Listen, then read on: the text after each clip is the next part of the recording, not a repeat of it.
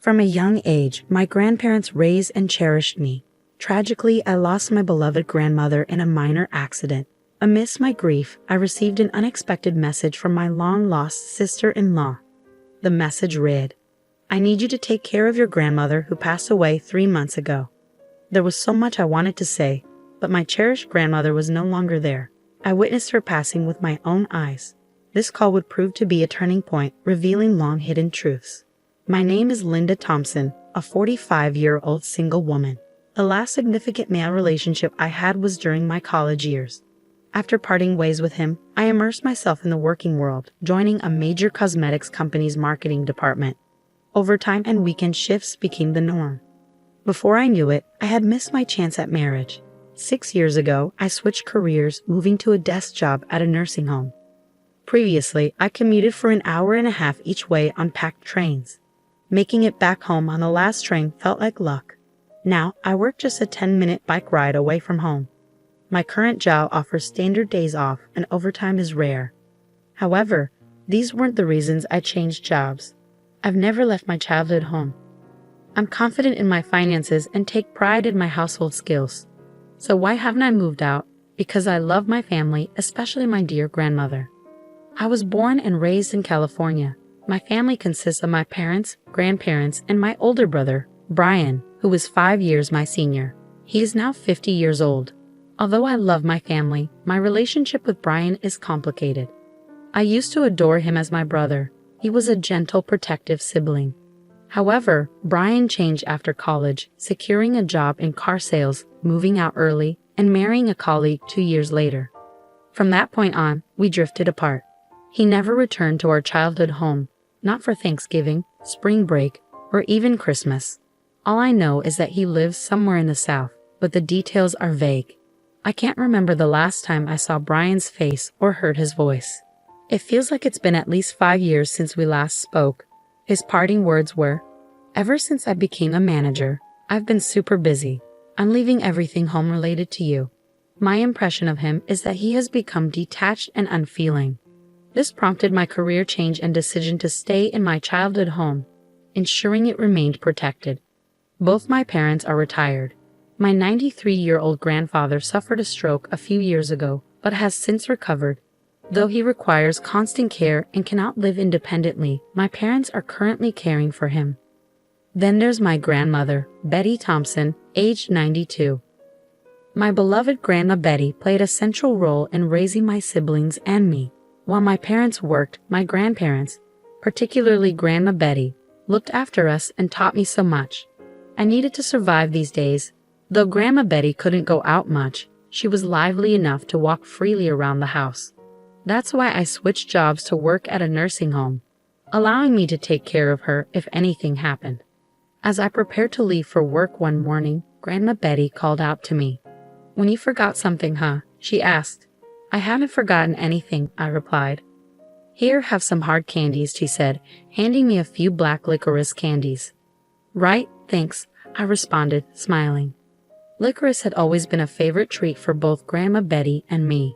I slipped the candies into my suit pocket and left the house with a smile.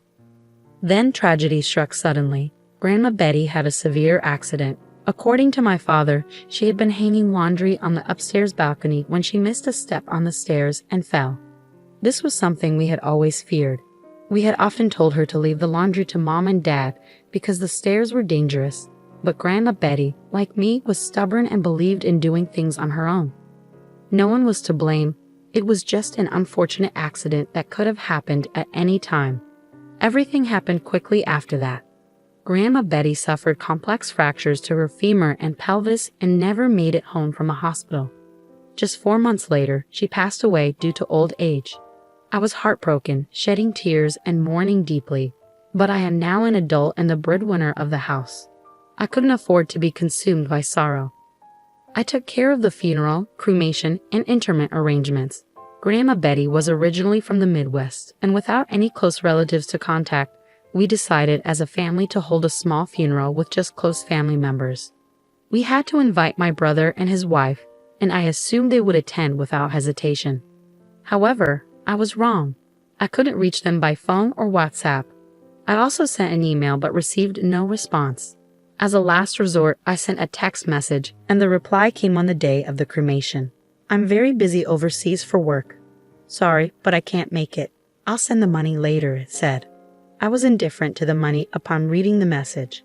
I found myself speaking out loud without meaning to. Can his job really be so demanding that he can't even spare a moment to bid farewell to our beloved grandmother? It was difficult to comprehend. As I placed flowers, a photo of Grandpa, and her favorite black candy in Grandma's casket, her makeup perfectly applied as if she were merely asleep, my perception of my brother shifted. From that moment on, I began to harbor resentment toward him.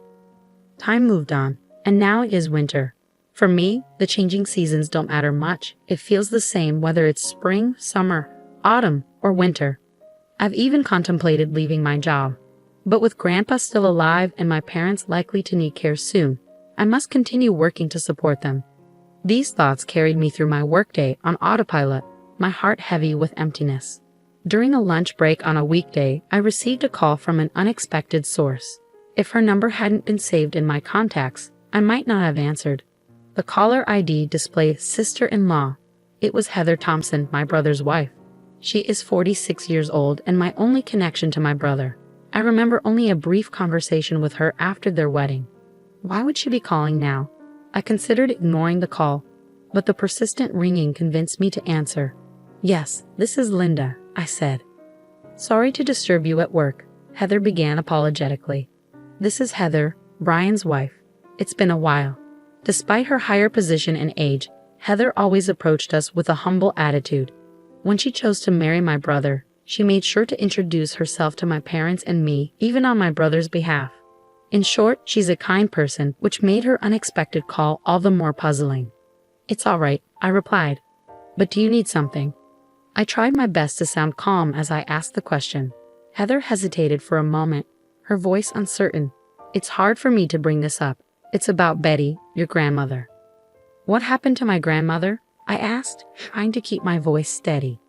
We've been taking care of her on my husband's orders, but the time we agreed upon has already passed, Heather said. Can you come and pick her up? I struggled to grasp what Heather was saying. Wait, you're saying you've been taking care of my grandmother Betty, who died 3 months ago? After a moment of confusion, I asked the question, aware that it sounded nonsensical. Heather's reply was equally puzzling. Yes, we've been taking care of Betty at our place. Wait, she died 3 months ago, she said, her voice filled with genuine surprise. Why don't we take a moment to calm down? I suggested, and Heather agreed. After a few minutes, I collected myself and carefully explained to Heather that my grandmother had passed away. In contrast, Heather's response was bewildering. She claimed that Brian and Heather had been told my grandmother needed care and took her in until arrangements could be made. They had been living with my grandmother at their home. This led me to two possible conclusions. Either Heather and I were both not lying, which seemed unlikely, or my brother Brian was the one not telling the truth. I had considered the possibility of such a blatant lie from him, even though it would be quickly exposed. But there were matters I needed to address before pursuing this further. I wanted to contact Brian right away, but he remained practically unreachable on his mobile phone. I told Heather that I had never used my husband's cell phone. He wouldn't allow it. However, she suggested that she could talk to him on her cell phone while he was at home. He's been working remotely more often lately, I interjected. I think if I asked, he'd probably be willing to have a video call. While I believed in the power of face-to-face persuasion, there was a problem. I wasn't even sure where they were living now. We've been living in my city in California for over 10 years, so it's easy for us to visit your house, Linda, Heather said. For now, we agreed to talk to Brian on Heather's cell phone that night and ended the call. We devised various other plans, but I couldn't shake off the feeling of unease. I-City was just the next town over, but how much lying would satisfy him? Expecting me to care for a stranger's elderly woman just months after Grandma passed away was too much. It was repugnant. When I got home, I called Brian on Heather's cell phone at the agreed time of 8 p.m.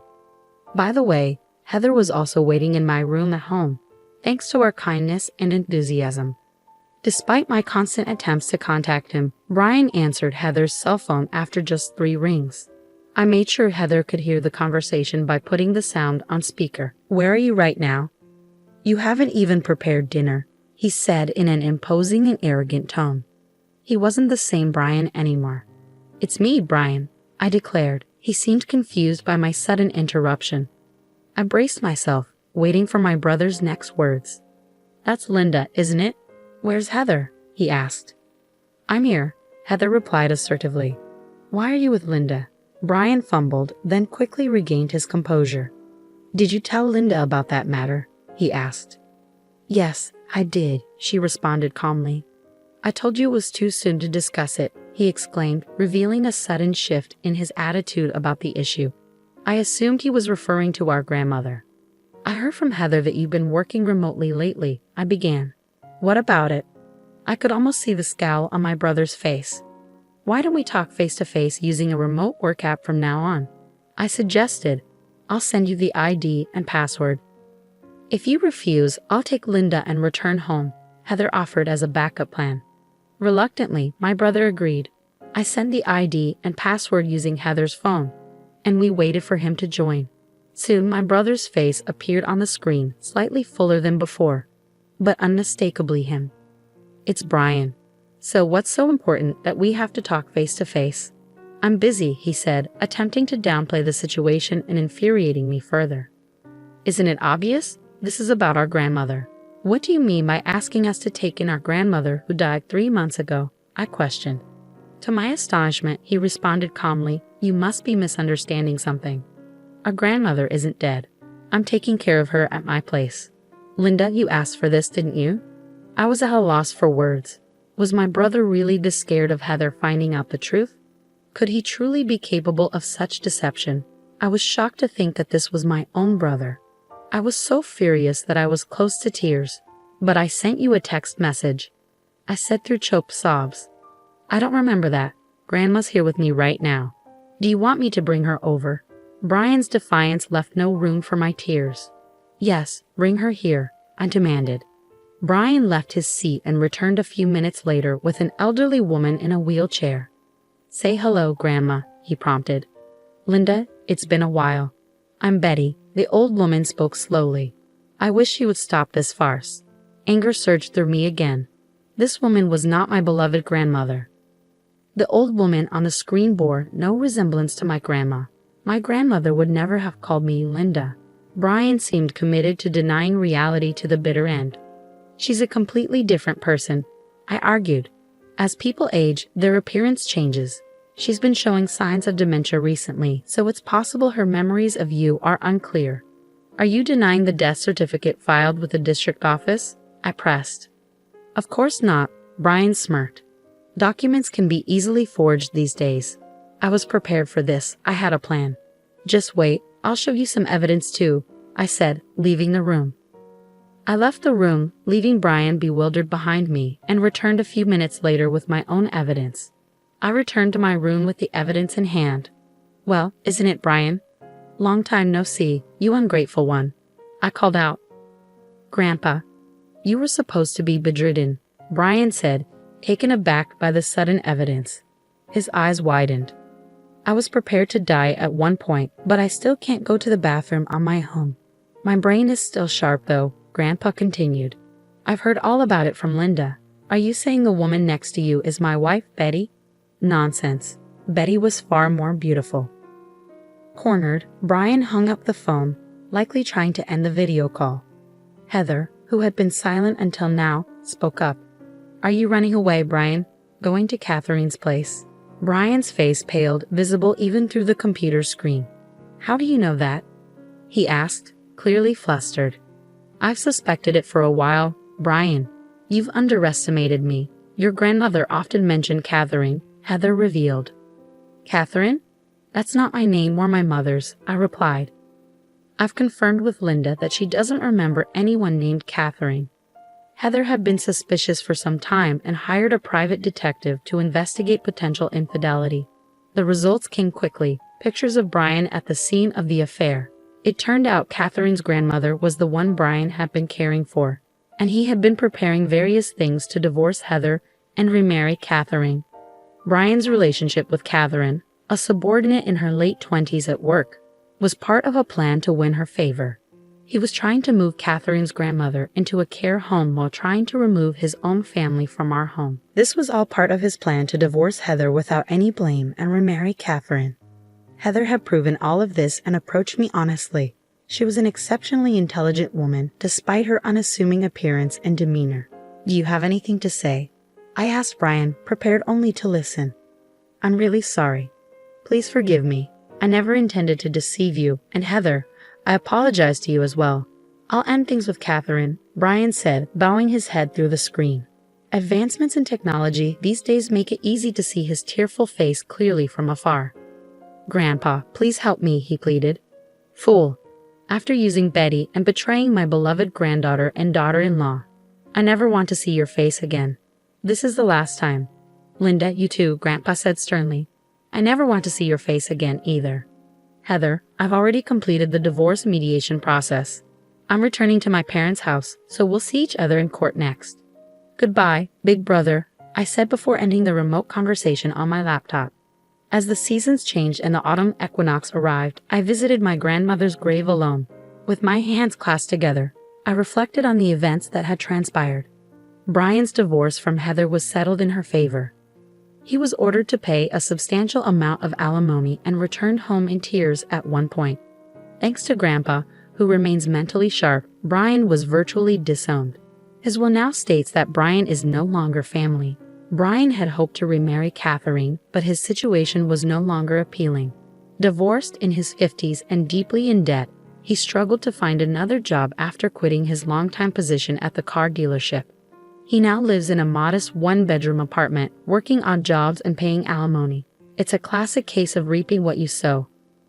Most of my information about Brian came from Heather. We became friends after everything settled, and we often spend time together.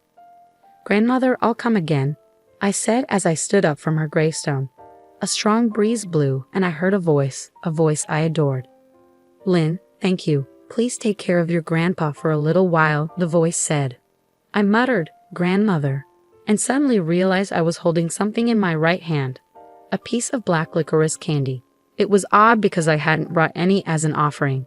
I'm not particularly religious, but could it be a sign from my grandmother? Perhaps not. There's always black licorice at the altar, so I must have unconsciously picked one up and forgotten about it. Still, the thought of my grandmother watching over me gave me strength. "Thank you, grandmother," I murmured, looking up at the sky. Then I left the graveyard,